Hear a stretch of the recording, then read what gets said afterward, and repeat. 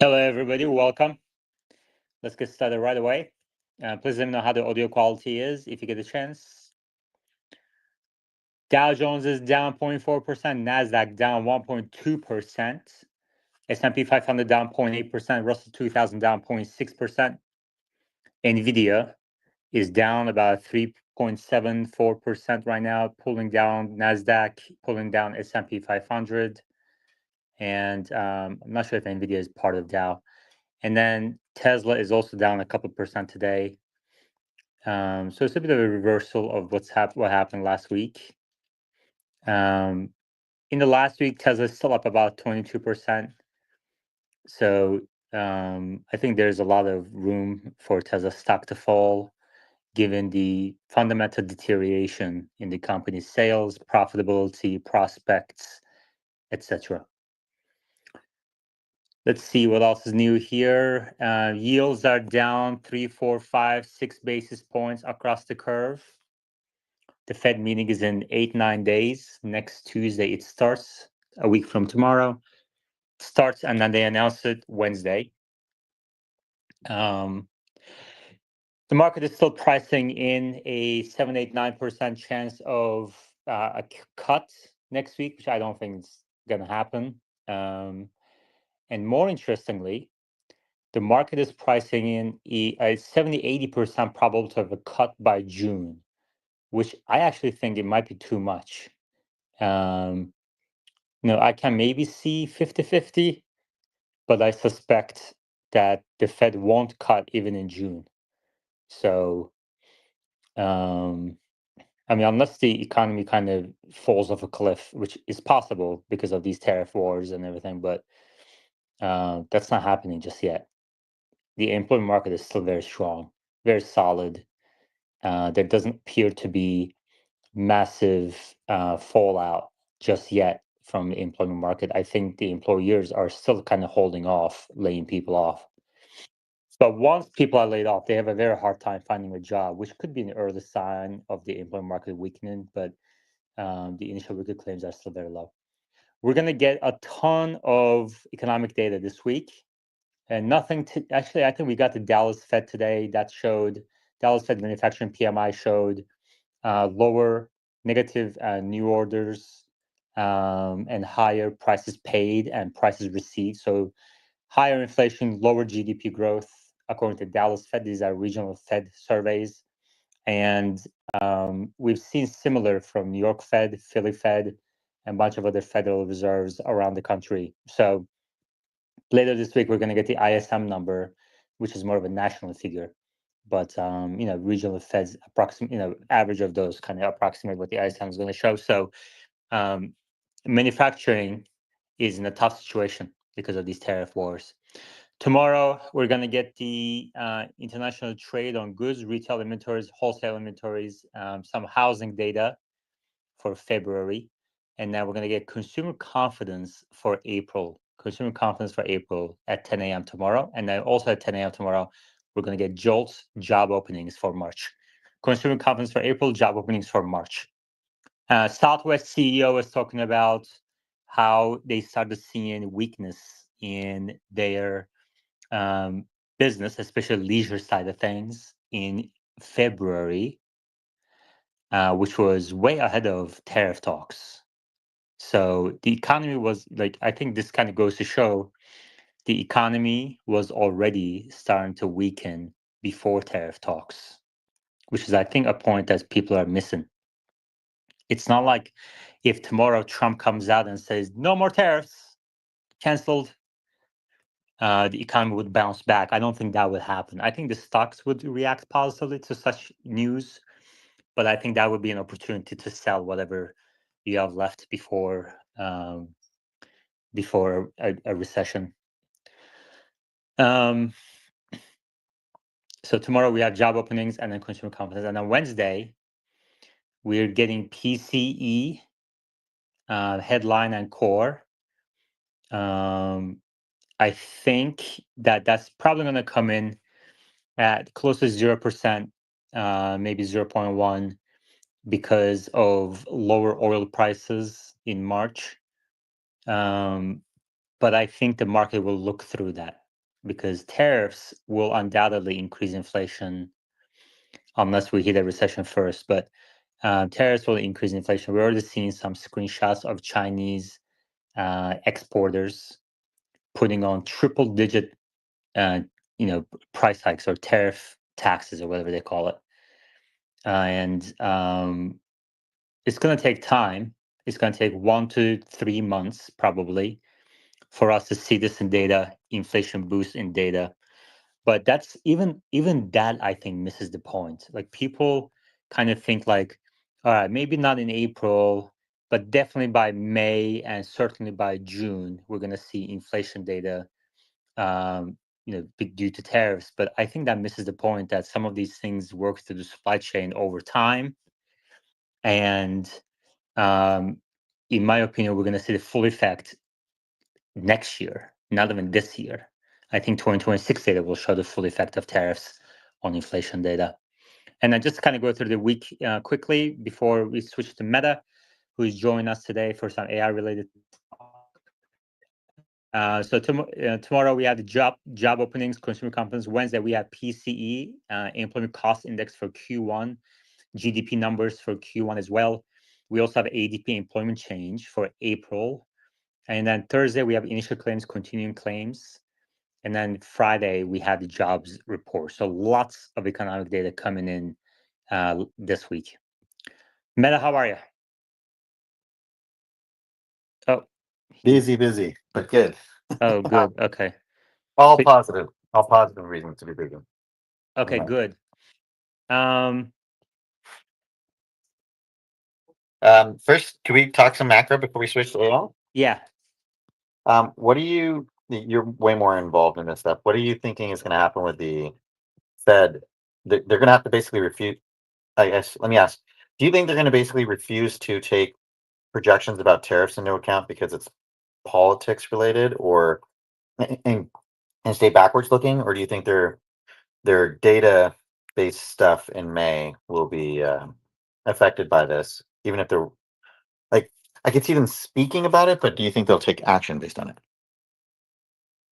Well, they already take tariffs into account. Even as early as last meeting, we've heard some Fed dot plot forecasts include tariffs. So, but that was before April 2nd. So, what's going to happen is they're going to increase what they think of how tariffs will impact GDP and inflation in the next round of dot plots. I don't know if this meeting has dot plots, but Do you know if that's forward looking or backwards looking? dot plots are forward looking. Oh, okay. Sorry, didn't know. I thought dot plots were just looking at historic trends as well. No, they forecast what what each governor, what each basically FOMC participant expects GDP, unemployment, inflation rate to be by year end next year, the following year, etc. So I would expect inflation numbers to continue. I mean, we're already seeing inflation expectations in the near term rise quite a bit. I don't think anyone disputes inflation will increase. It's just that I Yeah, I think agree. the If you have discussion is tariffs, more inflation will around increase. should we look through it or not? Oh, like is it a one time? Are they going to use the word transient? What's your over under? Yeah, I mean, he used the word already, transitory, but I don't think they're gonna hike, but I also don't think they're gonna cut as soon as people think. Like market expects a 10% probability of a cut in May next week. Like I don't think that's even possible. Yeah, I I don't mean, think that's going to happen either. and then, but more importantly, market expects 80% probability of a cut by June, which is like I think that's even questionable. No, I might be with the market on this one. Okay. I mean, if it happens, it's going to happen because the economy showing some clear signs of weakness, but we're not seeing that yet. We're not seeing employment market fall off a cliff. Initial weekly claims are still very low, and GDP growth is kind of 0% right now. Stall speed. I mean, do you expect employment numbers to kind of weaken quite a bit in the coming couple months?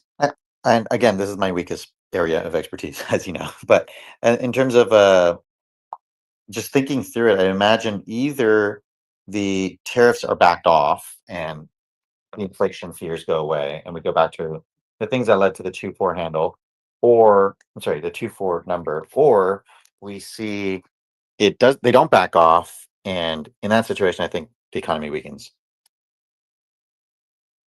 Yeah. Yeah, I think it's going to be a combination of those things. I think, these reciprocal tariffs will go away. I think Besson is in charge now as opposed to Lutnick and others, and or Navarro. And some of these tariffs will be rolled back. I think the base tariffs will stay though. And I think that's going to be enough to kind of push us into a bit of a stagflation situation and really tie the Fed's hands.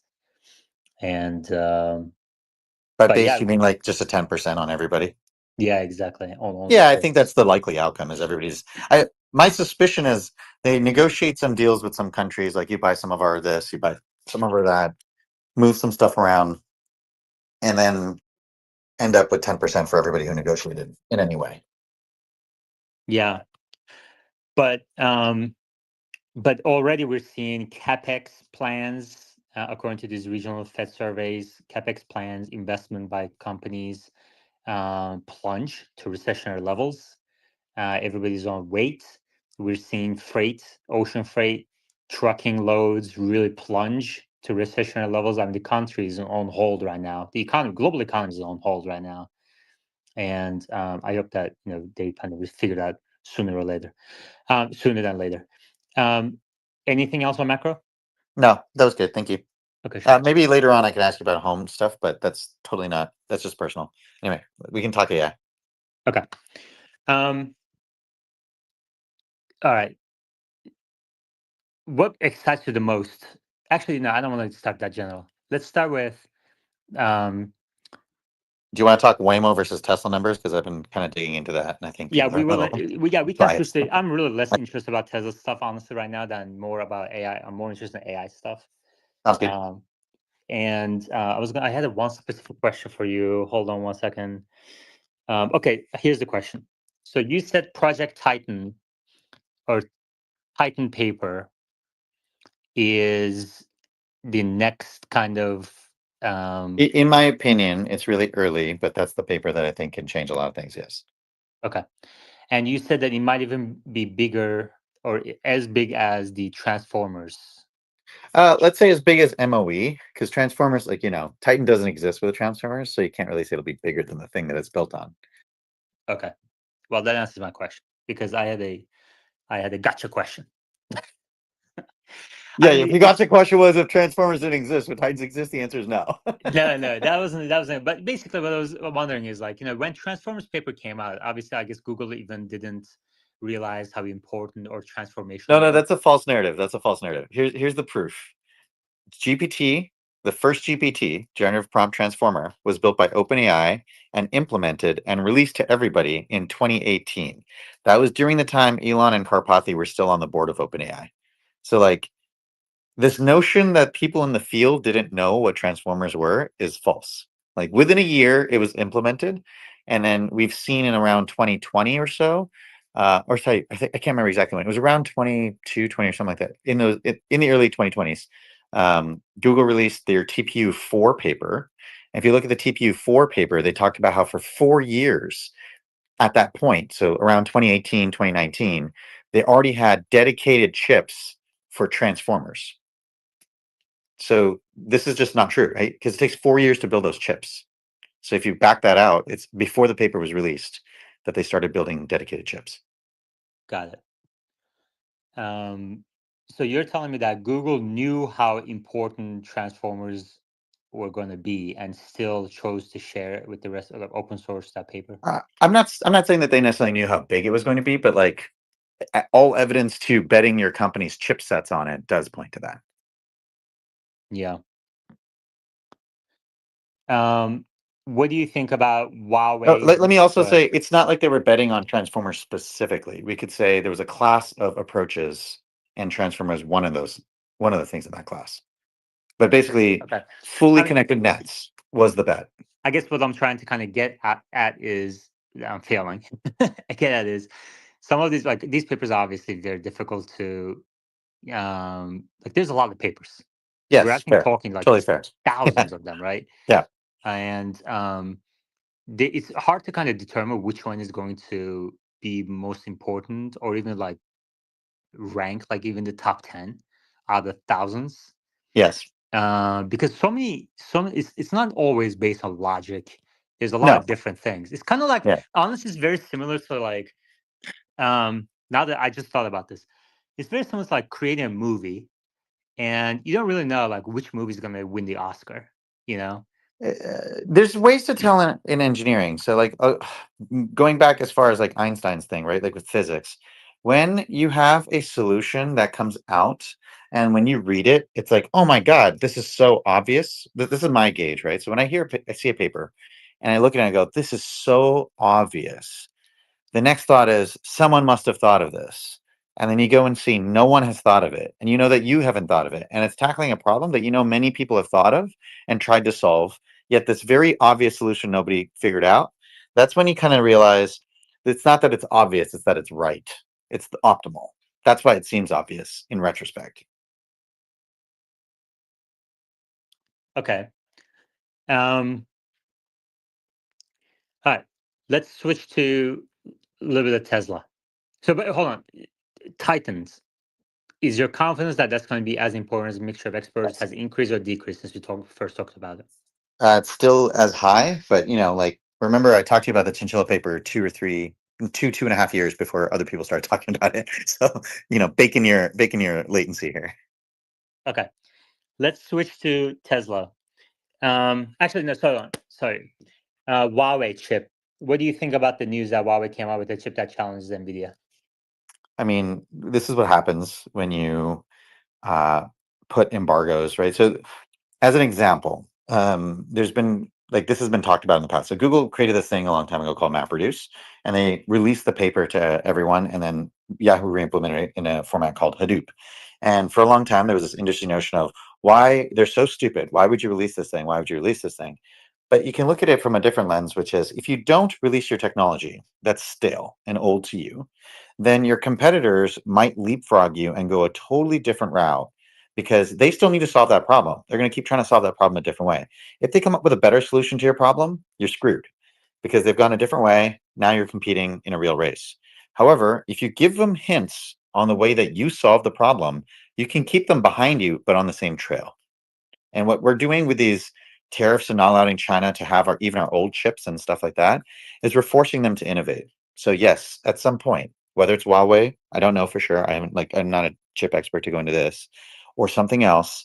The way the industry trend is going right now, it's getting simpler on the hardware front. So like the advantages Nvidia has are disappearing. Yeah, I mean that's pretty clear. But CUDA, they still have CUDA, right? Now, Isn't that a moat? No, CUDA's not a mode. CUDA's a marketing mode. So the problem with CUDA is DeepSeek re-implemented CUDA. Uh, Nickel was re-implemented by Llama. So Facebook re-implemented it as well. CUDA has flaws, lots of flaws. And it's great for if you're like not serious about being like an industry leader and you're just starting up as a small company. Great. It's awesome. You don't have to like start from scratch. But if you're actually trying to like optimize things, you're going to have to own your core libraries. Ultimately, you're going to have to own them because you're going to have different topology, different things that are unique to your own company, how big your data centers are, where you locate them, what hardware you use. You're not going to want all the if statements that are for like other people's stuff that NVIDIA supports that you don't have in your company. So to make things more optimal, you have to make them more custom. So CUDA is not really an advantage for the big players. That's perfect. That's a perfect answer. Okay. I was trying to play the devil's advocate there, even though I have a short on Nvidia and Tesla. But um, The NVIDIA thing, it's compressed a lot since we first talked about it. Like, just to be clear, like I haven't bought back into NVIDIA, but it's starting to get a little bit more reasonable. If it wasn't for like I just don't want to bet against Jensen. At this point, if I was still short Nvidia, I would have sold, but not because I think Nvidia is going to not keep going down, but more so because I'm worried about Jensen pulling a rabbit out of a hat because he's done it so many times. okay. Um, yeah, I don't know. I mean, of course, anything is possible in this world. But I think Jensen's more likely to sign another set of boobs than pull a rabbit out of his hat. Um, Now, do you agree with the statement that most inference 5 to 10 years from now is going to happen on custom ASICs? Yes. Okay. And would you say the same for most training? Actually, let me not say custom ASICs, but it's going to be on simple ASICs, whether they're custom or like commoditized and constructed by many people. Okay.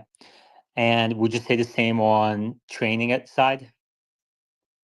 No, I think it's certainly possible, but I think usually what will happen is there'll be a little bit of run towards using that as much as you can. We'll plateau at some point, and then we'll have custom built chips, not simple chips. So that's the only distinction I want to draw. They'll both be the training will certainly be custom, but not necessarily simple, and the inference will be simple, not necessarily custom. Okay. But on either side, NVIDIA will lose market share for the next decade. Correct. Okay. In either side, NVIDIA doesn't have an advantage. Yeah, because what NVIDIA needs is to stay complex. As soon as it switches to simple, whether it's They need to be complex and broadly desired, right? They needed yeah. broad desire for complexity. I mean, honestly, like now that I kind of looked into Core Weave a little bit, I think a lot of NVIDIA's benefits came from, like you said, with CUDA library. If I'm going to start like, let's say, venture capital backed, multi-billion-dollar AI startup, and I need to kind of like CoreWeave couldn't do anything other than have Exactly. NVIDIA GPUs. Here's another analogy for you. NVIDIA was really good at an opening game in chess and a mid game in chess, but the end Right. game doesn't exist. Yeah, exactly. And I mean, that's one side of the problem. There's also, I mean, NVIDIA has a lot of challenges. It's not just one thing. Like, for example, TSMC is now raising prices, and NVIDIA can't say no.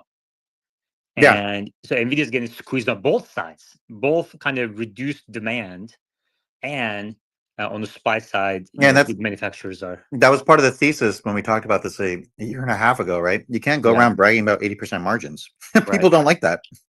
Yeah. Okay. Um, all right. So we talked about Huawei. We talked about NVIDIA. Um, we talked some macro. Anything on those fronts at all? Non-Tesla stuff? Um, have you read into the Huawei? Sorry, not the Hyundai Wamo deal. No. So apparently, last year Waymo made a deal with Hyundai to buy a whole bunch of Ionic 5s that are going to be made specifically for them, and I think they're getting put together in Georgia. Hyundai is a Korean company, Hmm. South Korean company, obviously. It'd be crazy if they were North Korean. They in theory start production. I haven't really been able to follow like beyond that one announcement if there's any disruptions. I know that there was a tariff placed against a bunch of countries, but I looked it up and they have 25%, same as Canada and Mexico, and I would imagine they fall into the favored nation bucket because Samsung, huge. Like cutting Samsung out will probably hurt us a lot. So my guess is we need to be friendly to at least one Asian country that makes batteries, whether it's China or Korea. um, yeah, I guess if you haven't read into it much, maybe you could read into it more and then we could talk about it more. But I think it's kind of crazy that folks are just ruling Waymo out from the ability to have a lot of cars. Like Yeah, I mean, clearly, I don't need to understand specific details between Waymo and automakers. The fact is, manufacturing cars is not going to be the limiting factor to millions of robotaxis. And like, let's say, for example, there's some cost, like, Elon said on the last call that it might cost 20%, 25% to produce a Tesla as opposed to a Waymo car. Obviously what he's leaving out, like, Elon just a lot of times just leaves out stuff when he says things. What he's leaving out is that those costs on the Waymo side are going to drop dramatically, and they have dropped dramatically, and they will yeah, continue to drop agreed. dramatically. Yeah, because he's comparing the first 1,000 Waymo prototypes to the last, 2 to 5 millionth Tesla. That's Exactly. prototypes are more expensive for sure. The Exactly. Ionic sells for $36,000 right now. Obviously, this is pre-tariff, so you're already kind of close on price, right? Oh, sorry. I think it's 50. Let me double check. I thought it was 30, 36, 38,000. Yeah, and then the other thing he's leaving out, like he's also guessing what the cost of producing this Waymo today is. Yeah, and he's also gotten his own costs wrong a lot. To be fair, like just not trying to hate on him, Yeah, just to be I fair. mean, and then when he made comments around like Tesla has It's 42,000 the Ioniq right now. yeah, and then when he said and these cars are not designed for autonomy. Like if they were Correct. They're designed for luxury cars. autonomy, obviously you can make men much cheaper. Just like Tesla is trying to do so with their Cybercab or whatever.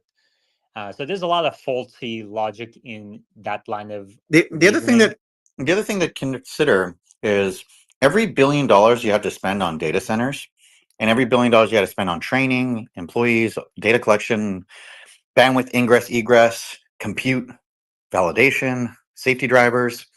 All those billions of dollars result in $1,000 price increase for vehicle if you assume 1 million vehicles on robotaxi. So that is going to be expensive, right? Like we know the data center cost is really high, but the difference is for Waymo, they're borrowing the data center cost. They're not paying for the construction of it. And they could arguably get it for cheap at batch prices from Google, whereas Tesla doesn't have that luxury. Oh, yeah, I agree. All right, sorry, I'm dealing with a dog on kitchen table. Hold on one second. And for anybody listening, by the way, I have 4 times as much Tesla than I have Google, but I do own both. Um, I mean, I think Google is a very impressive company. They're positioned very well, especially with vertical integration into AI research with DeepMind, and they also produce their TPUs.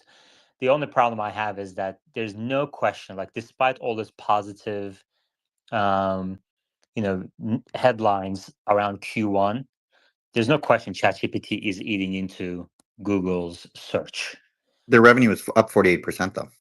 I understand, but they're losing market share, right? Do you disagree? I mean, that's so I obvious. don't disagree that some share of the market is going to a new entrant. I agree with that. The Right. question you have to ask is it the market share that leads to purchases and sales? Yeah, I mean, yeah, that's a good question. Because if all the query questions like what is this, what is that, I'll go to your competitor, arguably your cost efficiency goes up, not down. Yeah, but you're also assuming when you say that OpenAI is not going to implement some sort of monetization into their, Right. like, right, And at the moment they do, let's say they add ads or they increase right. your subscriptions. Now the stickiness equation changes, right? It's very easy to compete subsidizing. Oh, I see. I see what you're saying. So I mean, still, like, yeah, jury's still out. I agree. Um, but when I do a Google Trend search for Google and ChatGPT, you can clearly see there's a shift. But that's silly because if somebody has a close to 100% market share, like even a small new entrant is going to affect them. Hmm. Yeah, that's true. Okay. Um, what'd you do with your Tesla shares? You still buying? We're at 280, so I'm waiting. So if we cross 300, I'll be doing the decumulator again. But last time I priced the decumulator, it wasn't in my price range. Sorry, say that again. Decumulator? Yeah, I'm using a decumulator. Are you familiar with a decumulator? No. I don't. I work with a bank. They have things that they do. It's basically the terms are I get to sell shares at a set price that's higher than the market. Last few times it's been like 30 to 40%. One time it's 46% higher than the current market price. Every single day, they buy a set amount of shares if the stock is above the lower price. So I usually set it at 5% below, and then it was like roughly 40% up, let's just say, conservatively on both sides. If it stays above the 5% at which I entered it, they buy the shares every single day. If it goes above the price of 40%, then I have to sell twice as many shares every day. If it drops below 5%, then they stop buying. But they guarantee 1 month of sales. That's basically what a decumulator is. What it allows me to do is sell the shares at a boosted price and it's still capital gains. It's like not like options, but they're probably doing options on the other end. Okay, I'm It's gonna have to look it's a into that. tax efficient way to sell a lot of shares. Decumulator. Okay. Yeah, the I'll opposite is easier to find, called an accumulator.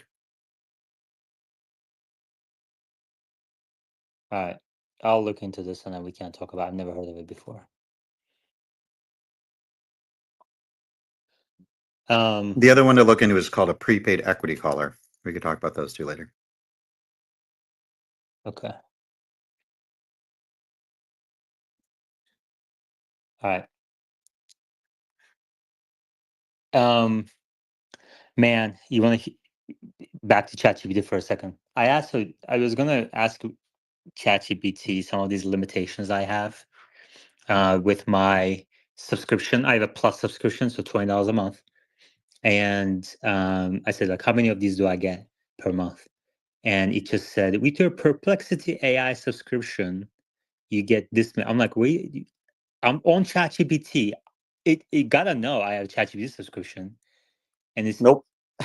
how in the world can't they even get that right? They're just generating text. They don't have understanding. They're just saying the sentence that your Perplexity subscription gives you stuff has some probability of an answer being what you're looking for. So it just tries it every now and then. Yeah, that was really weird. Um, and then, okay, what do you think of Ashok's comments around mixture of experts on the earnings call? You remember V11 when I said Yeah, they should have stuck to V11? I think he's coming around to that now. They, really? they have two chips that are separate on the device. They should be running two nets. Perception, controls, and navigation seem like the obvious split. They decided they want to build one giant model, which is great, but now you can't split it across the chips. So MOE would be beneficial in that sense. Depends. Again, I had this conversation with Green. I don't actually know all the data.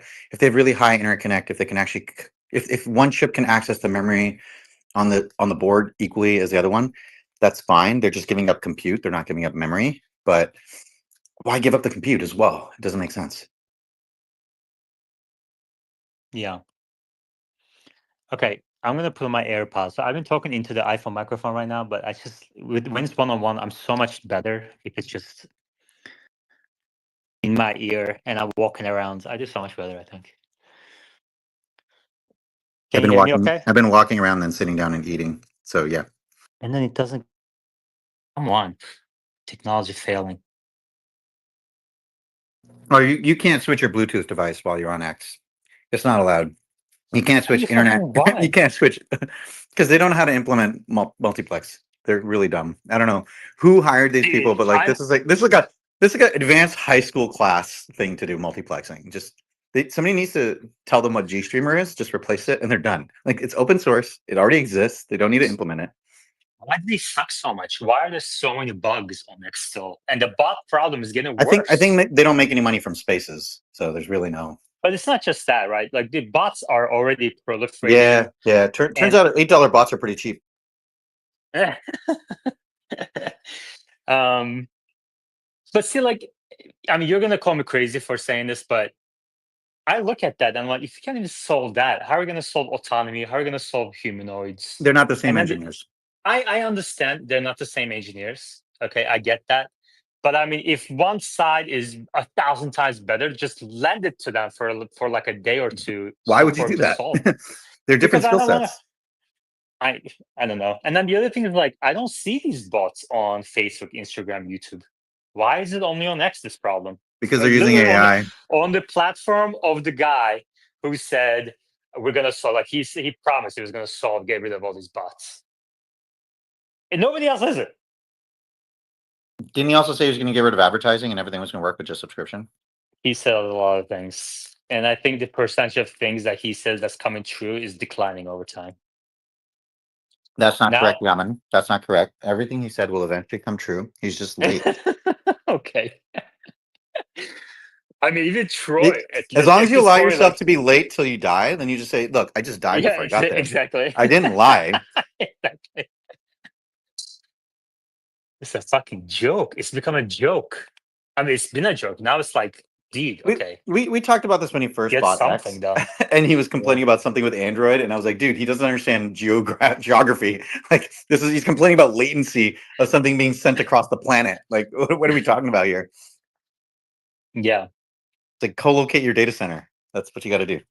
I mean, Zuckerberg didn't get like this. Like he didn't become just so power hungry that. Zuckerberg was an engineer, like through and through. Oh, okay. Elon is an engineer, but he's also a businessman. I think Elon's more businessman than engineer sometimes. He's more of a marketer than engineer, I think. No, But that was anyway, Steve Jobs. No, no, definitely Elon. Elon, a marketer. Come on, he's the worst at marketing. yeah. Okay. Elon's great at marketing to engineers. That's something he does have a skill for. Yeah, which is Okay. important. Do you agree with the following statement? There are two companies who are moving fastest toward AGI, and everybody else is a distant third, fourth, etc. I would say three. Anthropic's still there. Okay. And the other two are? Arguably, you could say four. Grok is doing really well, really well. OpenAI is doing good, and then Google. Okay. If you had to give me top three, you don't have to be kind. Okay. Like you don't have to answer the I question and understand. then follow up with, oh, wait a second. If I My kindness overlay kicks in and I add this one more too. all right, I would drop Grok Uh-huh. because Grok has not written any papers on innovating some solution, while the other three have. Okay. But they've Okay. done a really good job on implementation. Okay. Which company is most likely to get to AGI? And AGI defined as, I'm going to give you a specific AGI definition here. It doesn't matter. I'm gonna just tell you the answer is DeepMind, and my biases are obvious. Mhm. Um, and then number two is OpenAI, right? So when I asked ChatGPT, it said OpenAI 40% probability, Google DeepMind 35% probability. Okay, so here's the difference. You should ask it to keep in mind who has their own chips. Yeah. Okay. If if you think you need chips, data, distribution, uh, good research, like culture, and good engineering culture, then the set of companies is one. Hmm. Yeah. If you think one of those things is not needed, we can talk about one of the which one is not needed. Hmm. Although OpenAI is also working on their own chip, right? Yeah, but it takes 4 years to build a chip, and it takes many iterations to perfect a chip. Hmm. And Google has been at this for more than 10 years. They also wrote something called Alpha Chip. I don't know if you saw that paper, but Mhm. again, there's certain things that are happening. Like when I was in college, I remember learning in a class how chip design is NP hard. So if you work at Intel, you'll have a job for the rest of your life. That has been ceased to be true for quite some time now. But like mathematically, people were so confident that you couldn't possibly do all the possible chipsets, so you wouldn't be able to get an optimal design. Well, it turns out AI is really good at this shit. Hmm. Like if you ask the AI how are you doing it, you can't really tell it, but AI is extremely good at verifiable problems, and knowing that a chip is better than another chip design is a verifiable problem. So you can look at two chipset designs. It's difficult to come up with a better solution, but if I gave you two, I could look at them both, run a workload through it, benchmark them, and tell you which one's better. So because it is a verifiable problem, it turns out models are really, really good at it. So there's this class of problems that are difficult to like construct but easy to verify, and those problems AI is better than humans. Like, so anybody's talking about ASI, AGI, we already have it in certain domains. It's Hmm. just not artificial general super intelligence. Okay, fine, that's maybe what we want, and then we're just saying like Well, we here's don't even here's want to think here's about the asking it a question anymore. here's the specific definition that I'm looking at. Cannot perform humans at most cognitive tasks, generalize across diverse fields, language, vision, reasoning, planning, and self-improve without heavy retraining. Okay, so the last one is already done, right? That is the whole point of thinking models can achieve that. Large context allows you to achieve that, and then Titan paper, if you go look at that, also helps you achieve that. So um, debatable what is retraining, because enough inference experience, and you're basically saying, okay, yeah, this thing will self improve over time, but let's say it takes it 10 years to self improve, or you could go retrain for 6 months, which is better? I would say take the retraining course, right? So that's what you're comparing there.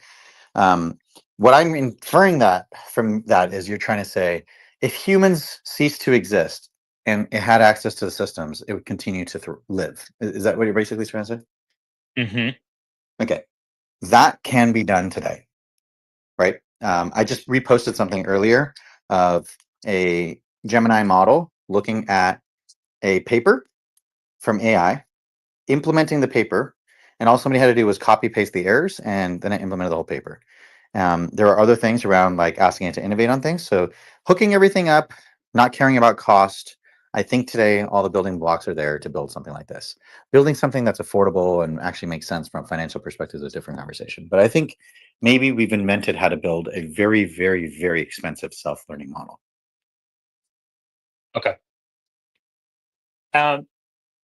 Do you think Google investors should be worried that ChatGPT has now reached more than 500 million weekly active users, growing still very rapidly, but Gemini isn't getting the same type of adoption rate?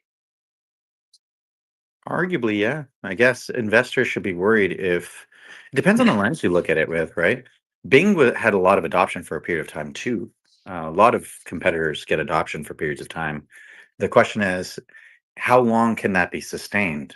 If they're losing millions and millions of dollars every day, how long can they keep that cash burner alive? At Do some you point, think? OpenAI has to make a change. And the question is, will their user base stay through that change? When they double prices or when they throw ads on there, something's going to have to change because I think Sam is betting on this concept that they're going to have a huge reduction in cost. But any huge reduction in cost they receive, so too will their competitors. Mm, So if their competitors end up with better models because they don't take the cost reduction, that's a different situation. But here's the point. Even today, they're now, one, if not two orders of magnitude more expensive than their competitors. So they don't have a cost advantage. They don't make their own chips. They don't have their own data sets. They don't have their own distribution. They don't have their own data centers. Like what they're an OEM. They're brand like name. They have a brand. they have a brand name. They're like GM, but trying to compete with a vertically aligned company. I know you don't agree with that whole Tesla thing, but I'm just saying the analogy votes for me. Hmm. Interesting. But the only reason you're saying they cost 1 to 2 orders of magnitude more is when you're looking at the API figures, but we don't know Yes. to what level each API figure is subsidized by the parent companies or Well, the let's investors. say let's do some basic math. Let's say Google was subsidizing to the same price as OpenAI, and OpenAI was running at cost, which we know they're running below cost because they already say they're losing money, right? Mhm. So if they were running at the same price, then the capex on cloud would be 100 times more. Or sorry, no, whatever 100 divided by 7.5 is times more, at least 10 times more. Mhm. Wouldn't that show up in the balance sheet? Or sorry, not the balance sheet, but in the cash flow statements. Mhm. So where is this number hiding? It's like Mhm. the K1s are going to come out soon. We could dig through it in another space. Like if the number is not hiding somewhere, then it's not being heavily subsidized. Wait, what's going to come Also, out soon? Google's right. Google's earnings have already come out. At some point, they'll Oh, you mean if they want 10Q? to. Okay. Thank you. Sorry, thank you. Not Okay. one.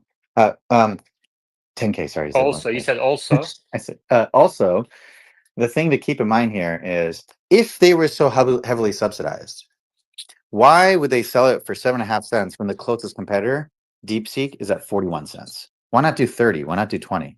Hmm.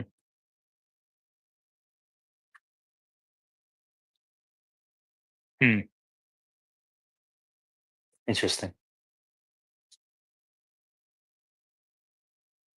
And you're saying Google's cost advantage comes because they build their own TPUs. They're a lot more vertically integrated than OpenAI and nothing else. They also own a lot of the dark fiber. They own so much interconnected bandwidth throughout the world.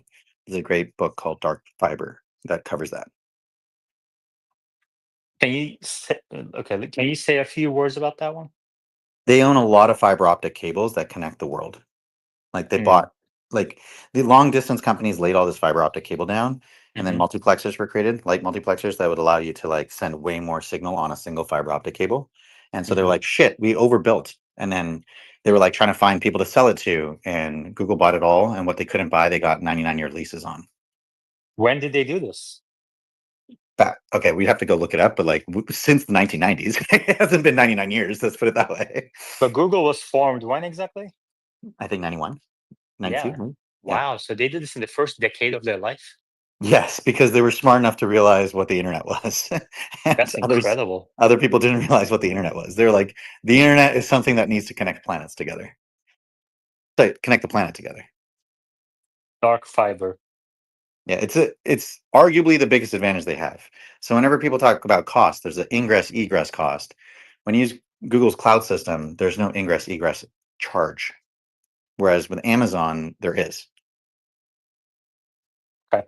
I'm That's gonna right, read through this. within the data centers, within their own owned network. Um, Sometimes I think Amazon has some plans now that don't do it, but it depends.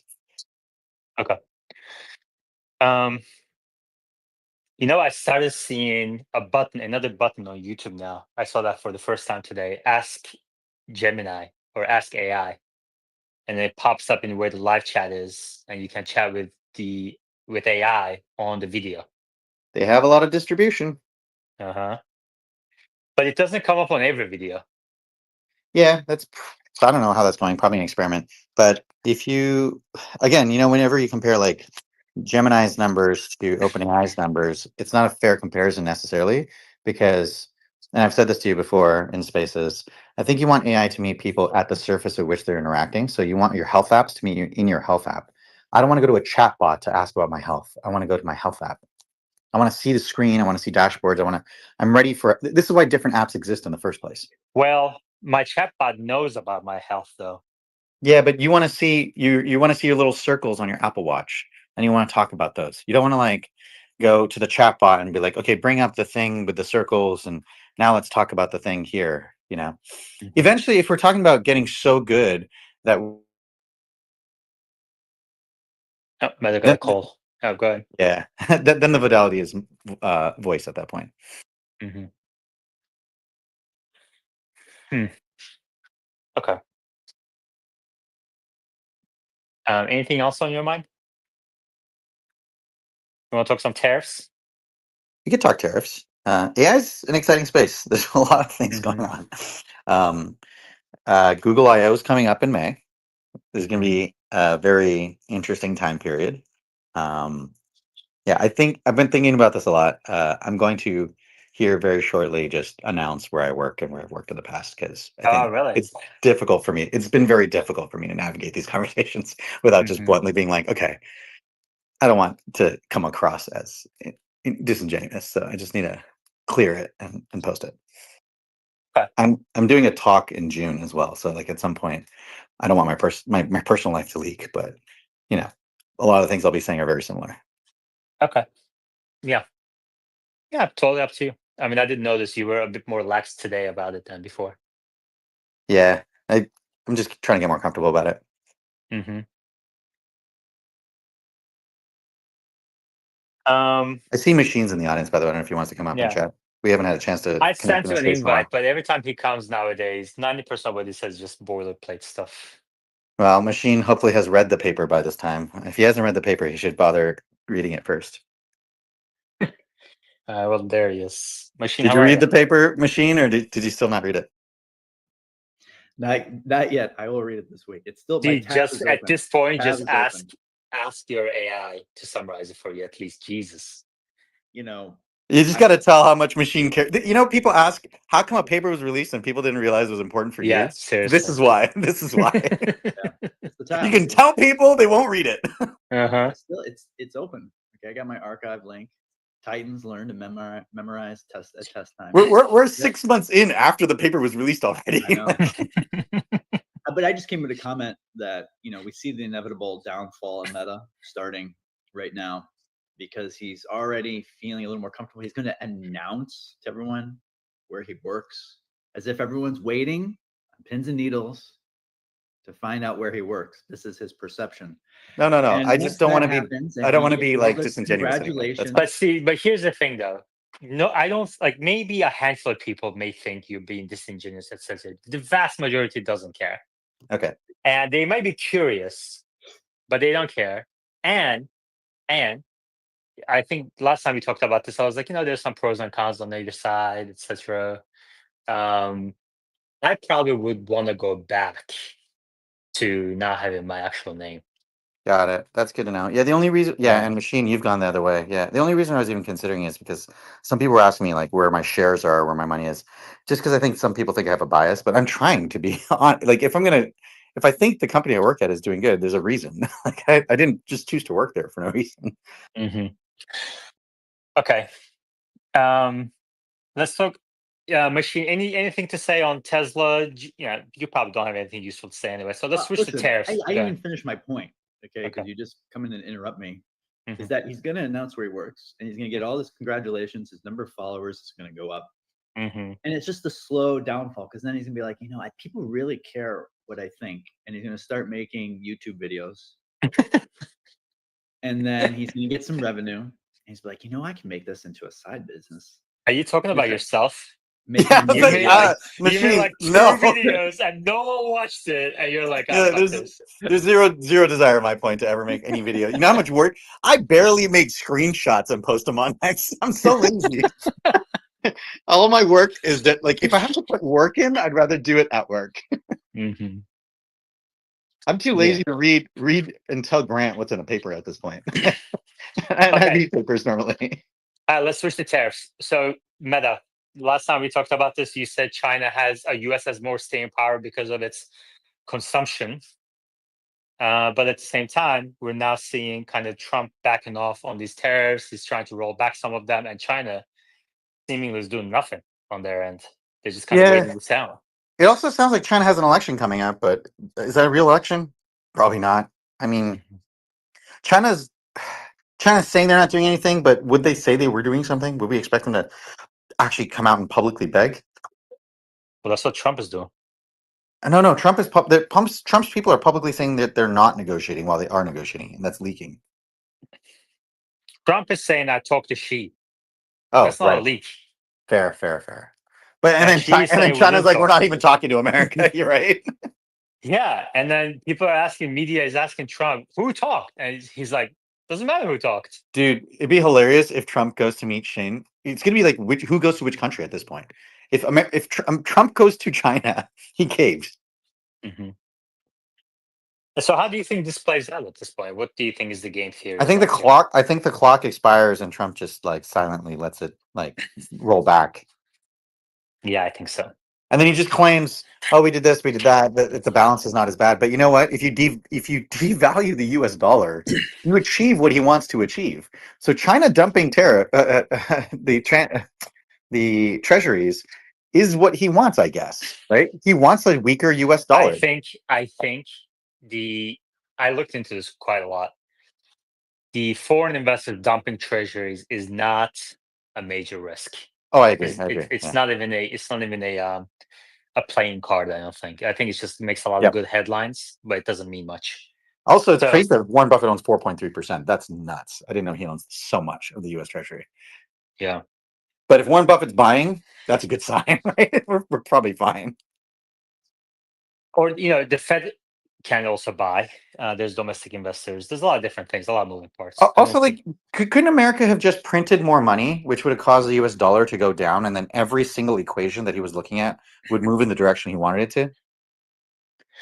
Well, you're kind of assuming what he really wants here. I think the primary goal here is to raise Well, no, I was revenues. going by the equations he put on. I'm just saying mathematically, the equations he claimed he was trying to optimize could be easily optimized by weakening the U.S. dollar. Um, I don't know how weakening the U.S. dollar brings down treasury yields. Oh, okay. You're assuming something else is what he wanted to achieve. I'm assuming what he wanted to achieve was what he claimed on the import-export imbalance.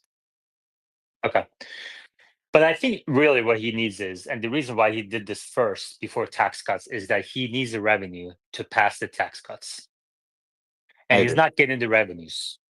And yet they're still trying to pass the tax cuts. And the budget deficit is growing in the meantime. Um, the amount of tariffs collected is like 1/10 of what they claimed, similar to how the savings Doge claimed is like 10 to 100 times more than what they actually did. So there's a lot of promises being made, but the real numbers really speak for themselves. So the budget deficit is increasing. So how do you think this plays out? If they can't pass these tariffs, they can't raise revenues. they can't, extend the tax cuts or make them deeper, like he says. But the budget deficit continues to grow. How do you think this ends up? The thing that scares me, and what I think they're setting up for, is going after Social Security and a bunch of things like that, and claiming there's a bunch of fraud. Yeah, I know they can't do anything to Social Security, but I think they're trying to do something Medicaid. But again, it's not gonna. Um, but let's That's say not they, Trump's choice, though, right? It's Congress's choice. yeah, let's say they can't. Let's say the status quo persists. Then how do you think things play out? I think he has Economy to growth, cave. I think he employment. has to cave. The market crashes. He keeps saying he doesn't care about the market crashing. Market crashes, causes a lot of layoffs, causes a lot of people to get really upset, causes him to effectively become a lame duck and president if he isn't already. Okay, so and then what? He rolls back the tariffs. And then what? We go back to how things were before. Hmm. Machine, what do you think?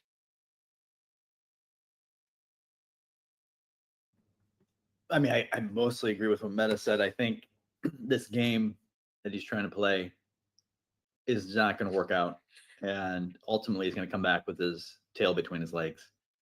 And it's not that I think it's a decent attempt. I'm not really for But tariffs. the question is about what happens after. I think we all agree that's what's going to happen. Okay, yeah. What happens after that? I think Republicans are going to turn on him, and yeah, lame duck. He's just not gonna. They're gonna pivot at some point, and he's still gonna be president for quite a while here. But I don't know. I don't know what's gonna happen. Like he's still gonna be in charge. I don't expect him to get impeached or anything like that. Maybe they'll somehow rally around him in a different way. But this is embarrassing. If he goes all out on these tariffs and he comes back with nothing, it's he's gonna lose so much confidence. He's such a master at this, though. He's just going to, I think they're going to switch back to the border, focus on the border, and then start talking about tax cuts and make certain claims and just change the discussion point. Yeah, I mean, definitely. He's a master of this, right? I mean, this whole just putting out so much information. I'm not even going to say misinformation, but just so many things at once that it's impossible for people to. Why won't you say misinformation machine? Are you afraid of someone? I'm not afraid of anyone. I'm Wait, what did he switch to from misinformation to what he switched to? Misinformation to information. Well, by the way, I learned the difference between misinformation and disinformation. Did you know that, Meta? There's a difference in misinformation and disinformation. Yeah, there's a book on this a long time ago. I forgot the name of it, but like disinformation is intentionally created. Mhm, Misinformation is unintentional. Okay. That need a book. Fucking that could be a text. No, there's a book on. Okay, okay, I like reading stuff. Sue me. There's a book on all the ways that disinformation was used. Like I learned in that book, apparently I didn't know this. There's nukes that we dropped off the coast of Spain accidentally, and we still pay them money because we fucked up. Like there's a lot of random shit out there that you don't read unless you go in there and you're like, oh wow, this happened, and then they suppress that story because they're like, this is not a good look, guys. Magic. Hey guys, really quick, yeah. I mean, look, Trump's in a tough spot tariff wise. He clearly lost the first round of the battle. I mean, he's going to try to spin it however he wants to do it, but it's clear that they didn't get a trade deal, and the market is already assuming that they're going to get a trade deal. I think negotiating with China is much harder than the market expects. So, Okay. Thank you. Meta, did you listen to the earnings call? Tesla? I did. I missed like the last bit. Did you hear the part where Elon claims Tesla has the best AI hardware and software teams? Yeah, I hear those claims. What did you think in the moment? Like, what kind of went through your mind when you heard that? That is what someone should always say about their teams. Hmm. And there are a lot of really good people on those teams that have been there for quite a while since before. I'm not sure how easy it is for them to recruit at this point. Well, I asked ChatGPT which company has the best hardware, but before that, Machine, go ahead. No, I just want to add. I totally agree. It's definitely Tesla. I mean, there's only one other company, right? Waymo, Google, and they don't have any real AI engineers left. It's just a bunch of hacks and people who spend time on spaces. Okay. Well, ChatGPT said number 1, NVIDIA for AI hardware. Number 2, Google. Number 3, Microsoft. Number 4, Meta. Number 5, Amazon. And then Tesla. Number 6.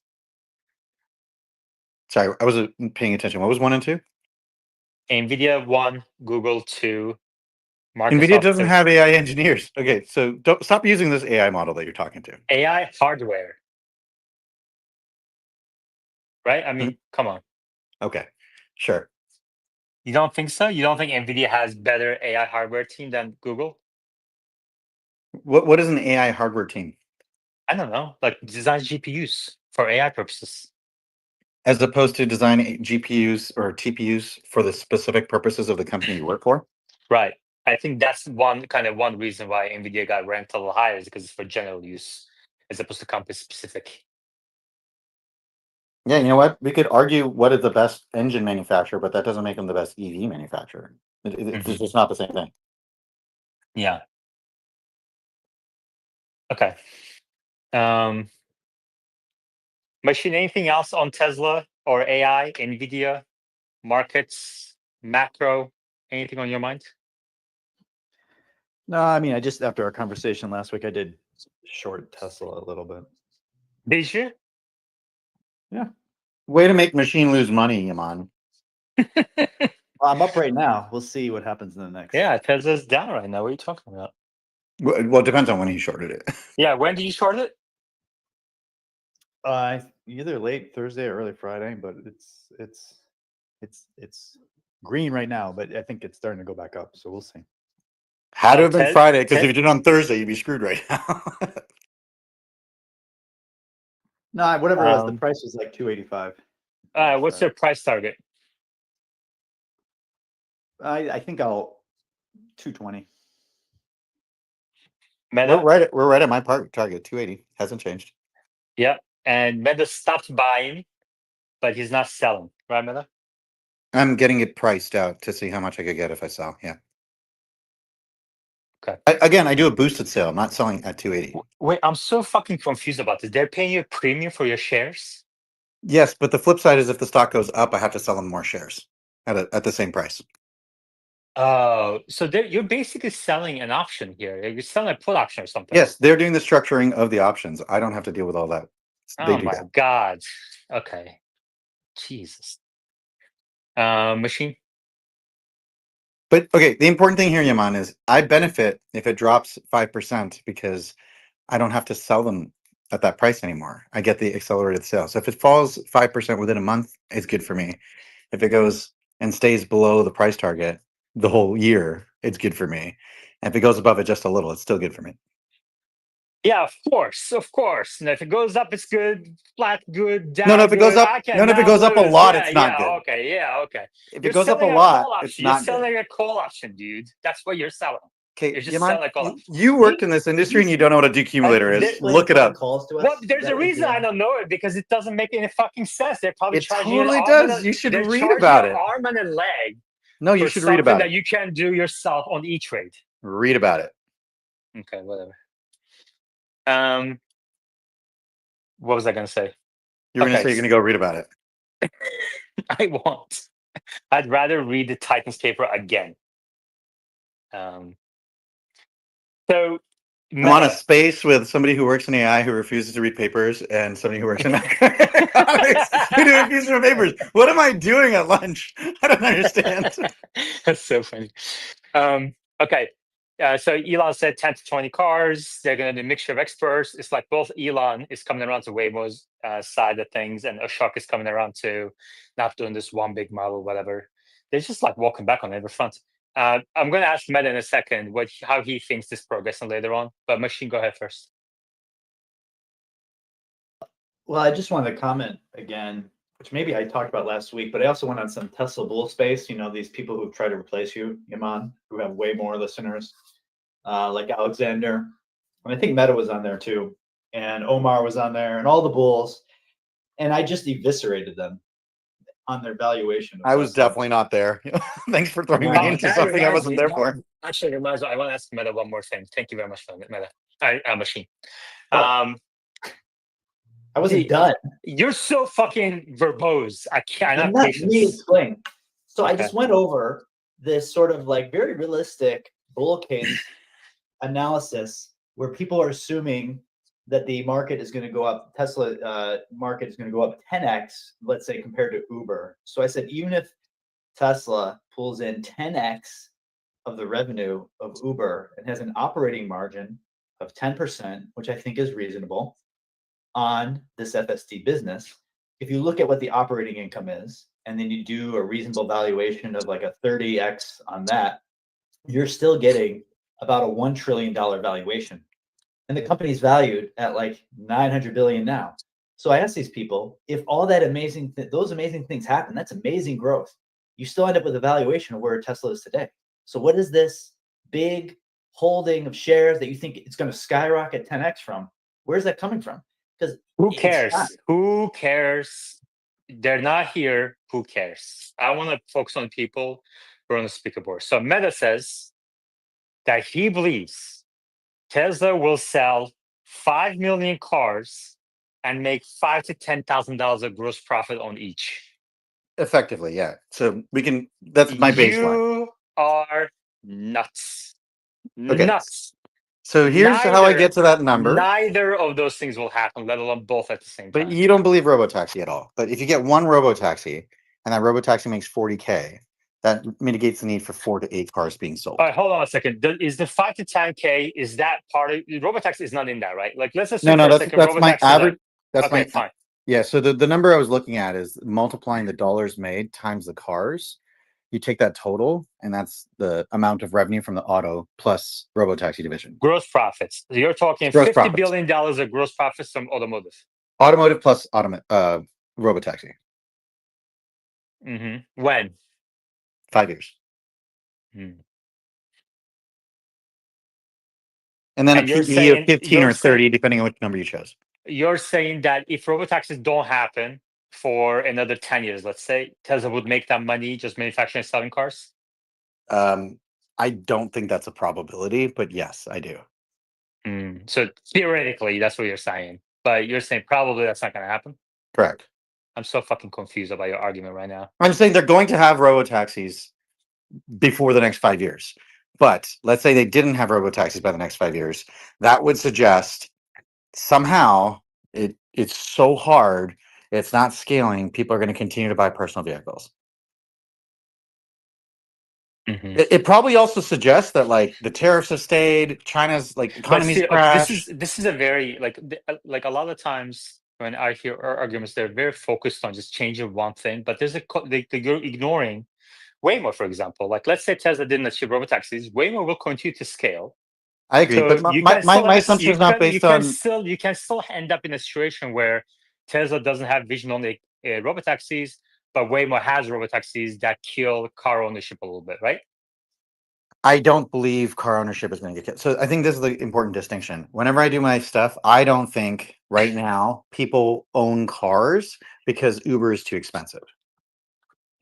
I don't believe the narrative that if you cut Uber's prices in half, it'll more than double the demand for Uber, which is what we should care about is total gross profit.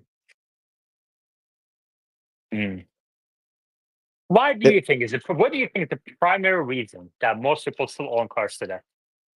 Because in America, things are really far. People don't want to wait 15, 20 minutes. You see how many people speed on the road? Yeah, see, I think to you're save wrong. 1 or 2 minutes. I think you're wrong.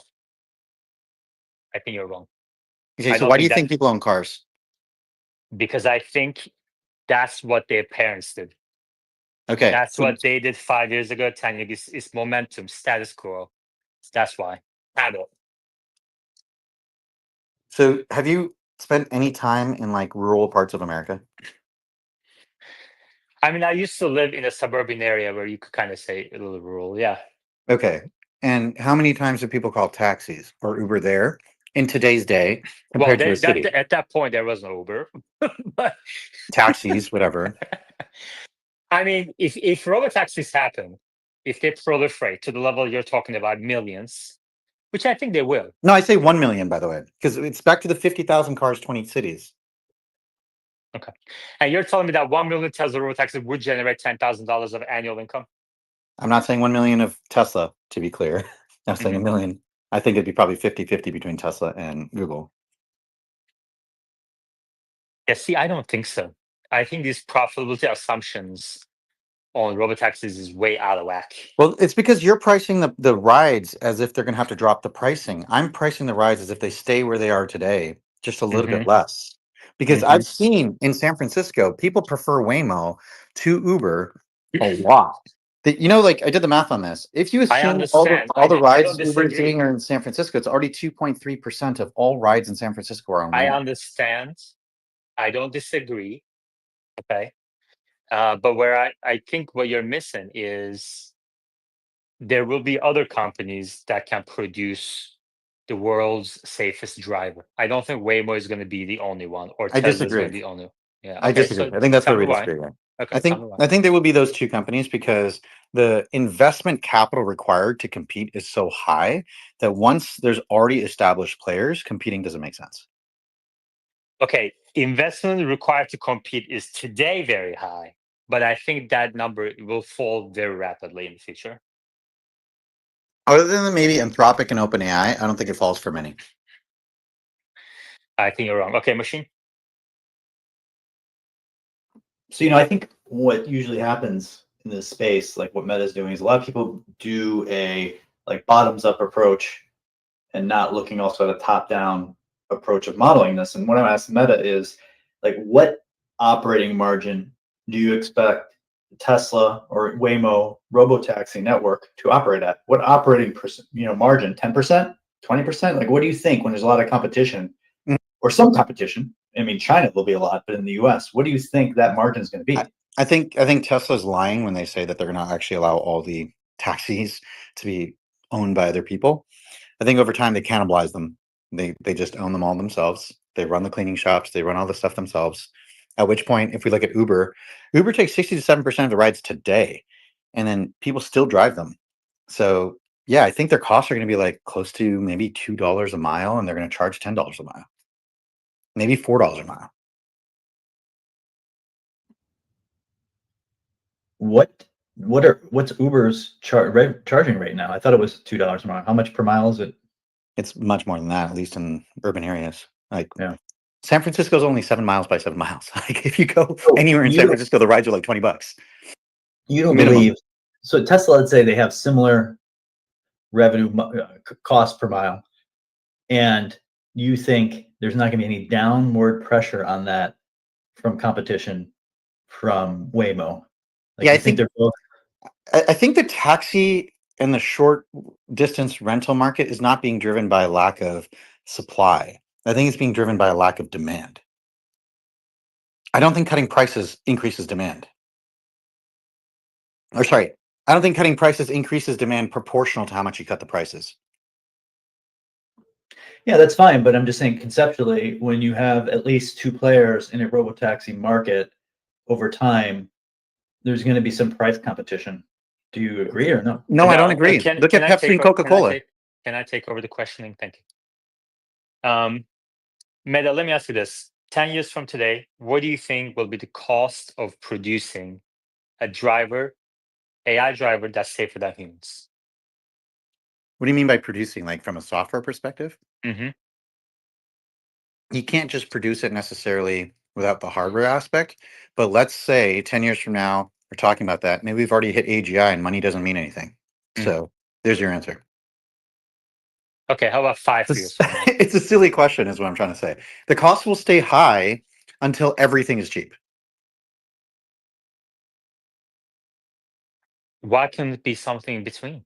Like you're assuming we're going to get to AGI. Because the thing that makes it easy for you to build a self-driving car without building the hardware, without putting the hours in the physical real world, is something that can simulate the world perfectly in the cloud. As soon as you have that, Well, I don't think that's necessarily true. See, here's another alternative scenario.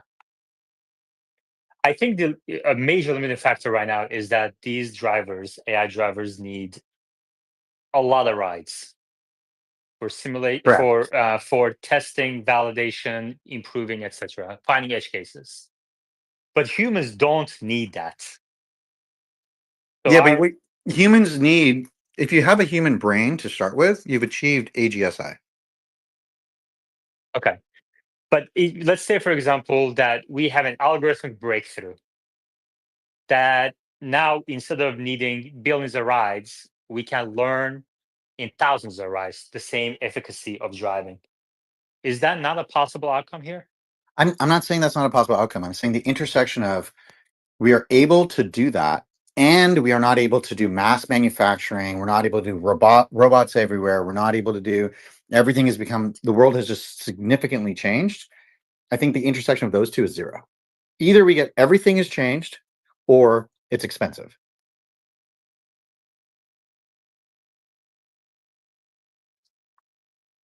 I don't know. I don't know if I agree with that. Machine, what do you think?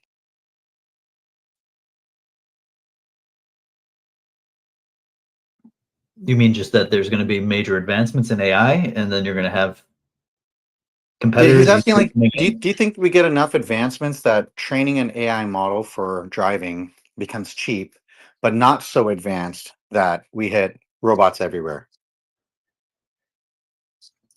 It's a good question. I don't know. I mean, that's going to be a time point along the curve. You're kind of lumping two things together. I don't think that those two things have to happen at the same time. I think obviously the trajectory is that if you head toward one of being able to more cheaply train a model for FSD, then you're going to be on the path to robots doing a lot of tasks. I've always said the challenge with robots and tasks is data, but they're probably going to get over that with simulation and just having sparse data deployable robots. I don't know. So like you're moving. I know what you're trying to change to say, oh well, yeah, listen, if we get to the point that anyone can build a model for FSD, that FSD case goes away, that Tesla will be able to have higher margins because there will be competition. But you're saying, oh, if we get to that point, Tesla will have bots. But Actually, I was saying if we get to that point, money probably doesn't mean what money means today. Yeah. Okay. Well, that's a different topic. I think machine is doing something else at the same time. He's never listening to the conversation. No, he was saying the right thing. That was an important insight. I was just saying I was being even more crazy than that. Okay.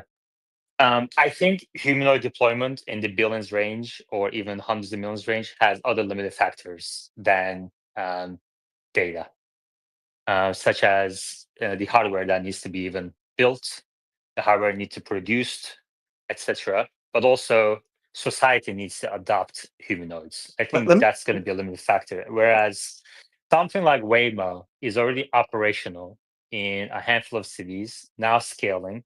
The limited factor of producing cars with Waymo sensors in there is not a big deal. They're going to be able to do that very fast. So it really comes down to creating the software that Waymo has, and what is the cost of doing that. I think it's going to become, and I think DeepSeek has proved, once there's a working model, you can reproduce the same thing through distilling or whatever you want. No. You don't have access to the driver that Tesla and Waymo have to copy the homework like DeepSeek had with OpenAI. Okay, but I'm sure there's going to be another way. Whether you need Waymo or not, the open model or whatever, you can still hire engineers that worked at Waymo, for example. You know what works. More importantly, you know what doesn't work. But those you don't engineers have to go down those dead ends. So that obviously reduces costs in a development costs in a dramatic way anyway, right? No engineer at any of those companies knows what data was important to go into the data set and what was not. They can certainly cut the time down. So if it took Waymo 10 years, maybe it takes another company 5 years, but the overall cost is still really high. I understand, but it's not just about which data went into, etc. It's also about the fact that transformers didn't exist in the first 5 years of Waymo, and now they exist. Mixture of experts didn't exist, and now that exists. Like, there's a lot of different reasons why the second follower is going to have a much lower cost to develop an AI driver. Okay, I agree, but why spend your money on that when you could also do other things? Like we're seeing pharmaceutical, we're seeing there's so many industries to go disrupt. Why would they go into what will be a even tighter race for them? Profitability. Because you're out there telling people that the two guys are gonna make a ton of money. That's why. Yeah, but they are. This misperception is going to lead new entries, just like it led to thousands of EV companies to come in. And now we end up at a point, even Tesla doesn't make money. Everybody thought they were going to compete with Amazon. Everybody thought they were going to compete with Google. Everybody thought they were going to compete with Netflix. Software still has a bit of a moat that people underestimate. I don't know. I don't think Google search dominance is an indication that Waymo is continuing. I mean, unless these cars are going to start driving 1,000 miles an hour, as opposed to the next guy driving 100 miles an hour, even though they're equally safe, which is not going to happen, right? It's No, not no, going to happen. I'm saying you're underestimating how hard it is to replicate software. I don't know. I guess we'll see. Okay, let me ask you this way then, to kind of wrap this part of the conversation.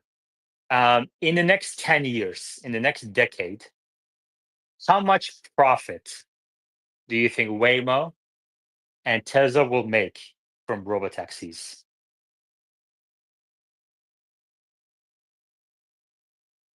I mean, I haven't really done like super detailed on this, but I think roughly 50 billion seems reasonable per year. No, cumulative. Oh, cumulative over what time? 10 years. 500 billion? Like, oh, you mean starting today? Well, starting, let's say, I don't know, 2026 to end of 2035. Okay, Or yeah. I any think period you want. You want 2030s, that's fine too. okay, Either yeah, I way. would say from 2030 to 2040, it'll be a ramp up period. Then it'll be like probably 500 billion in today's dollars. So when is the wrap up? 2030s? 2030 to 2040. Okay, so There'll you're be a saying, ramp up to 2030, but I'm not thinking they hit a million in that fast. okay, so you're saying in the 2030s, both companies will make $500 billion of profit each. Proportionally, yeah. Like on that proportion. You're out of your mind. I think you're out of your mind. I don't think it's going to be even one order of magnitude less than that. You think Just they're gonna from make like robotaxis. $5 billion from the robotaxis? I think they're lucky if they make anything. Okay, yeah, we totally disagree on this. That's Mhm. fine. Yeah. Yeah. Uber plus the drivers on Uber have very large revenue margins. I know. I agree with you. That's a fact. There's, And so I what is Uber's annual profit? I don't know, but for many years it was basically zero or negative.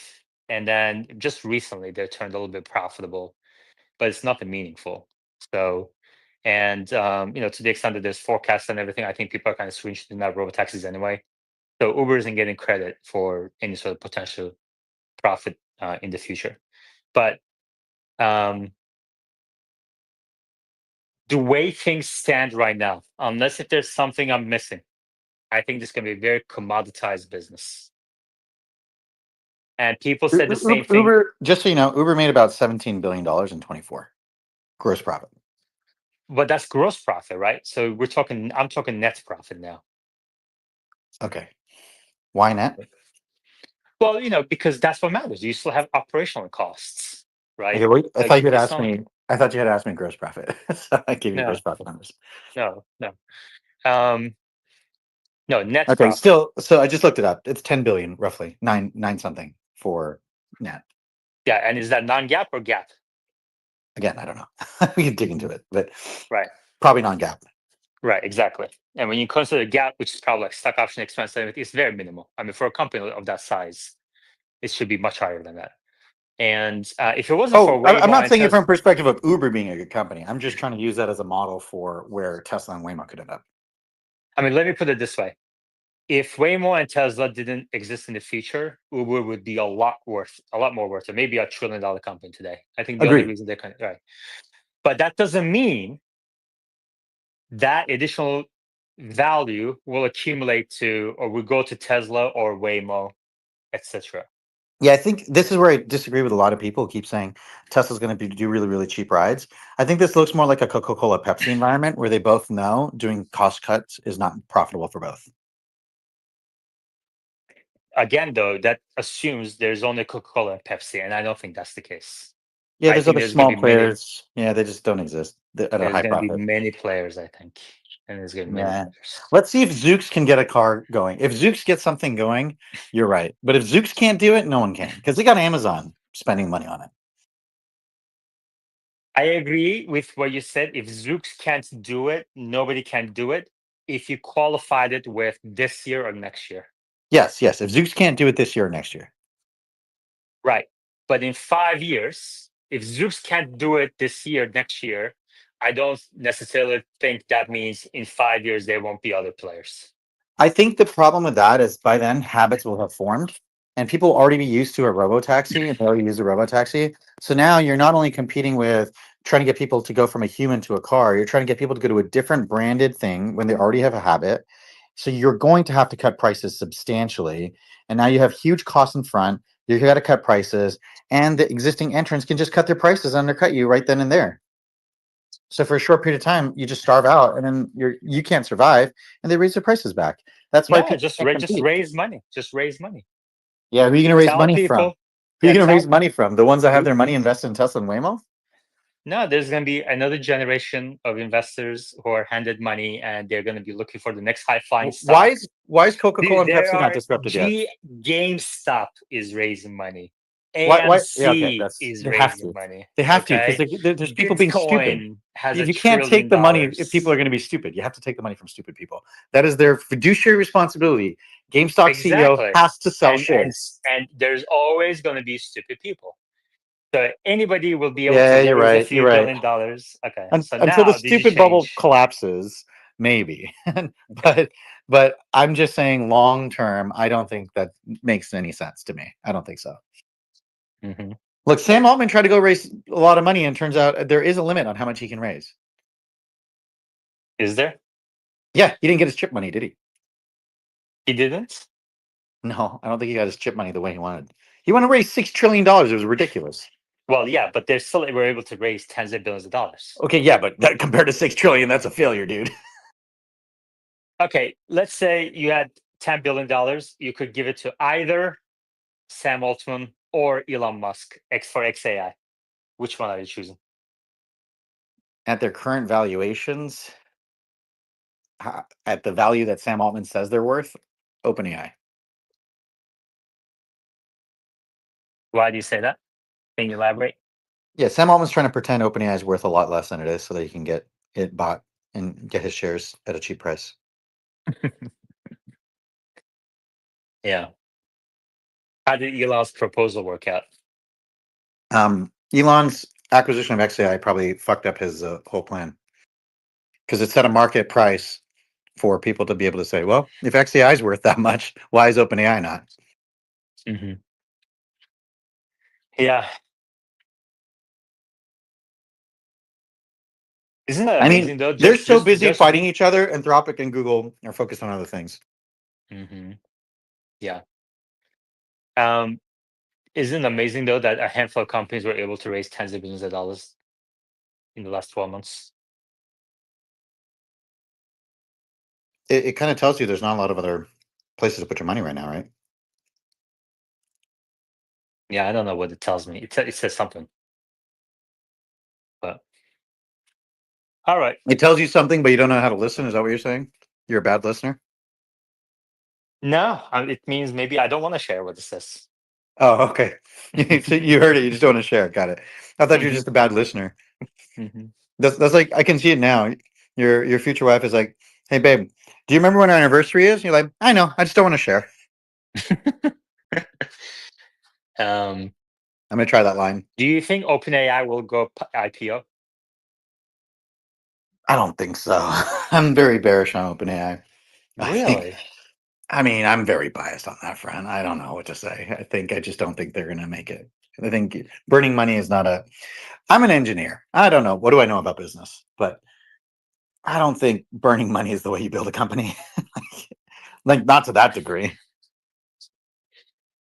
No, I think they're gonna go. I think they're gonna have to go IPO. When do you think they have to raise money again, Yaman? That's a very good question. And the fact that the CFO is going around to all these events says to me they probably need it soon. When did they raise recently? So when you close around and you have to raise right again, you got a problem. You got a problem. Mm-hmm. But that also says to me that IPO might be near, right? Yeah, because eventually that's the greatest fool, right? Mm-hmm. Exactly. Yeah, Exactly. they probably don't like where the markets are right now. Yeah, you know what? You're right. Probably IPO next year. Go for the biggest IPO they can get. Okay. Is So OpenAI? here's I a mean, I question: Do guess you think OpenAI IPOs before they have any advertising money, and they IPO while losing money? I don't think you can IPO while losing money. That's what I thought. So they're gonna have to figure out that pivot before they can do an IPO. Okay, let me ask you this way. Um, do you mind sharing which subscription tier you have for ChatGPT? I only have the $20 one. I have access Mm, to the $200 one, but I don't use it. I see. How come? It's not focused on other things right now. It's not part of researching how other models is doing is not part of my not what I'm doing these days. Okay, gotcha. Um, should I get a subscription to Is this a personal question? Should I get a subscription to Perplexity, you think? If you like the UI, perhaps, but if you don't like the UI, there's nothing really that they offer.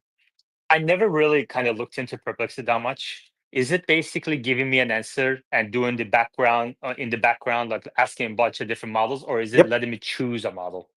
I think you can choose which model to some degree, but it tries to force you into letting it choose so that they can choose whatever's cheapest. Oh, the cheapest, not the best. Can I Yeah, say pick the best? they would argue the best, right? They would argue Right, the best for your question. right.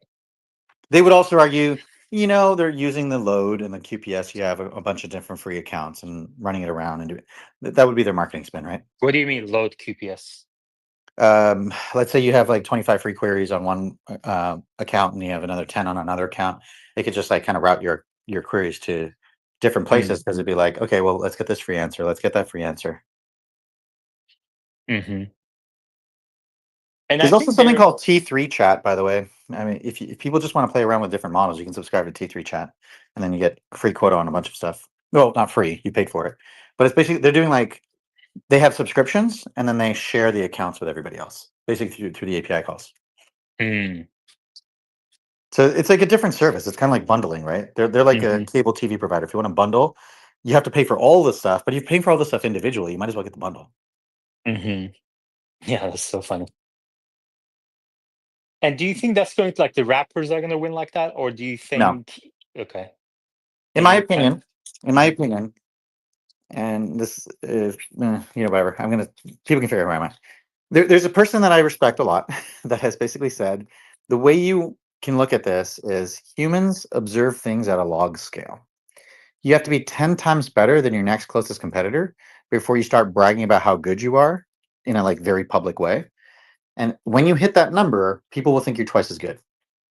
So if you see on the ELO scores something is 10 times better than the second best competitors, that would be an indication to me that that company has now broken away and everyone's just going to switch to that and they've won the market. I think this could be a winner take all because you've seen it with search and other things. It is a winner take all. of.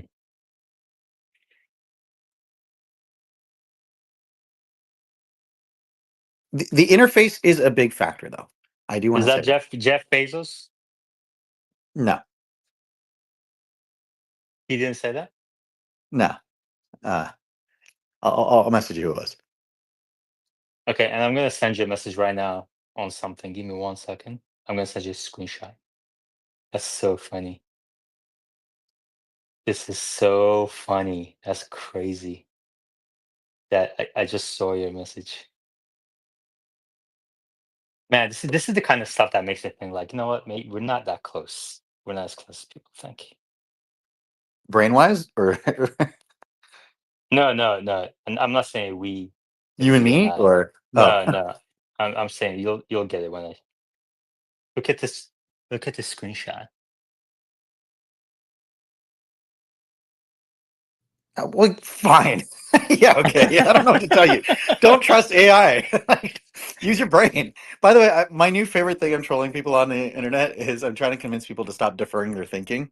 People keep People post regularly, like they ask a Quacko question or they'll do something else. They'll ask me a question, and I just refine the question and send it back to them.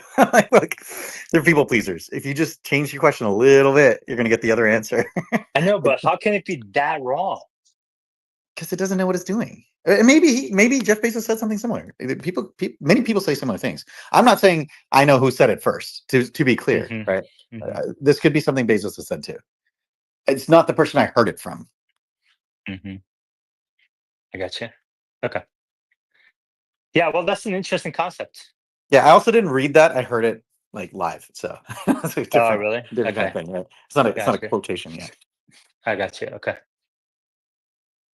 All right. So you're saying this is gonna be a winner take all. I think so. I think, or maximum like two, maybe two players. But I think societally, like people, even with home devices, I guess we do have different home devices. But I think eventually AI agents, people want to have the same AI agent for their family, right? And you see a lot of pressure with iPhone to people to get to blue bubbles. I think Mhm. you'll see similar pressures if the interfacing isn't clean. But with AI, interfacing should be relatively clean. So I don't know. Who knows? I'll give you one piece of thing that I've been thinking about with AI that is unrelated to anything I work on, so I can Mhm. share. Mhm. I've been thinking a lot about like what AI looks like in the home, and uh, I think weirdly, like some kind of set-top box maker could have a advantage here because I could see in the future people wanting to still care about privacy and people wanting some kind of router in their home that actually acts as the AI agent. So that when you go to different rooms and you talk to it, when you're on your watch, when you're on your phone, whatever, this thing's connected to the internet and it just hosts all your stuff for you. But you can change out your phones, you can change out your home devices, your speakers, you can change out your watch and all that stuff and move around. And all you have to do is take your box with you and all your stuff goes with you. And maybe it encrypts it and stores it on the internet. Mhm. Or it could be a chip in your brain. Yeah, that happens later though. I think there's a bit of time between those two. Mhm. Yeah. All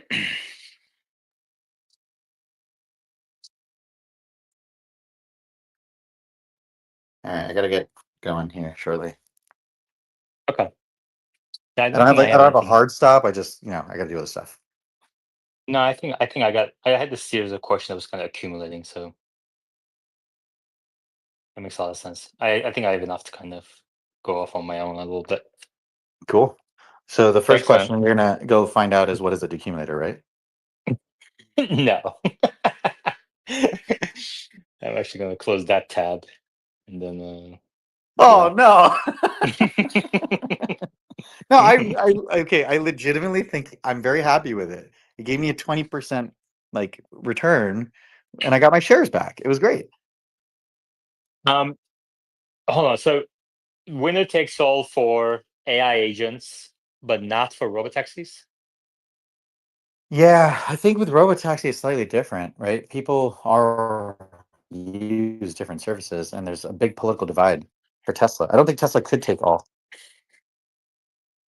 Similarly, people have some fears about Google. Some people who don't like Google will prefer Tesla. People who don't like Elon will prefer Google. Maybe a third entrant comes because there's some intersection people don't like either. Hmm. But if you just put aside the political differences, do you think there's another reason why it might not be winner take all? Hardware costs are high. Like I think the only reason why it has a potential to remain not winner take all is because then you have to justify once the vehicles have been made why the second player would destroy their vehicles. Whereas when in a software business, people can switch over so quickly, and the cost of running the servers, like it's not like you're destroying the hardware. You can sell the hardware to someone else. Okay. So like maybe you Okay. continue to run the service, but you don't have to keep as much hardware. You'd actually want to sell the hardware to other people. So it's like scaling down a software business is very clean, whereas scaling down a hardware dependent business is not clean. So they're incentivized to operate it even if at a loss or at lower margins. Hmm. Yeah, like Tesla Shanghai factory in China. Negative margins and still going. Even at full scale, negative margins at full scale. That's incredible. That's an achievement. I don't know if that's true or until I get the numbers, but I'll believe you for now. Okay. All right. Well, thanks for coming today, man. I appreciate it. And I'll No chat problem. with you next time. Great catching up with you. But Uh, bye.